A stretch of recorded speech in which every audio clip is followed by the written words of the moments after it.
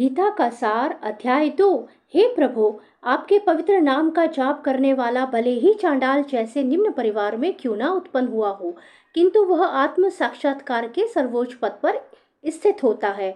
ऐसा व्यक्ति अवश्य ही वैदिक अनुष्ठानों के अनुसार सारी तपस्याएं संपन्न किए होता है और अनेकानेक बार तीर्थ स्थानों में स्नान करके वेदों का अध्ययन किए होता है। ऐसा व्यक्ति आर्य कुल में सर्वश्रेष्ठ माना जाता है। अतः मनुष्य को इतना बुद्धिमान तो होना ही चाहिए कि केवल अनुष्ठानों के प्रति आसक्त न रहकर वेदों के उद्देश्य को समझे और अधिकाधिक इंद्र तृप्ति के लिए ही स्वर्गलोक जाने की कामना न करे।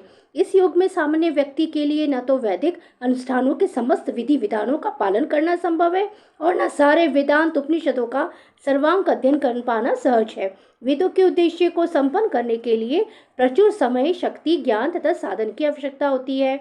इस युग में ऐसा कर पाना संभव नहीं है, किंतु वैदिक संस्कृति का परम लक्ष्य भगवान नाम कीर्तन द्वारा प्राप्त हो जाता है, जिसकी संस्तुति पतित आत्माओं के उद्धारक भगवान चैतन्य द्वारा हुई है। जब चैतन्य से महान वैदिक पंडित प्रकाशानंद सरस्वती ने पूछा कि आप वेदांत दर्शन का अध्ययन न करके एक भावुक की भांति पवित्र नाम का कीर्तन क्यों करते हैं, तो उन्होंने उत्तर दिया कि मेरे गुरु ने मुझे बड़ा मूर्ख समझकर भगवान कृष्ण के नाम का कीर्तन करने की आज्ञा दिया था। उन्होंने ऐसा ही किया और वे पागल की भांति भावोन्मत्त हो गए। संपूर्ण वैदिक रहस्यवाद की यही चरम उद्देश्य है। कर्मण्येवाधिकारस्ते मां फलेषु कदाचन मां कर्म फल हेतुर्भूमाते संगोस्व कर्मणि। तुम्हें अपना कर्म कर्तव्य करने का अधिकार है, किंतु कर्म के फलों के तुम अधिकारी नहीं हो। तुम न तो कभी अपने आप को अपने कर्मों के फलों का कारण मानो, न ही कर्म न करने में कभी आसक्त हो।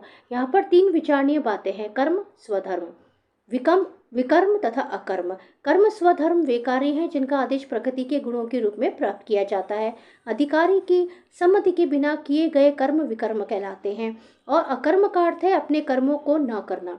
भगवान ने अर्जुन को उपदेश दिया कि वह निष्क्रिय न हो, अपितु फल के प्रति आसक्त हुए बिना अपना कर्म करे।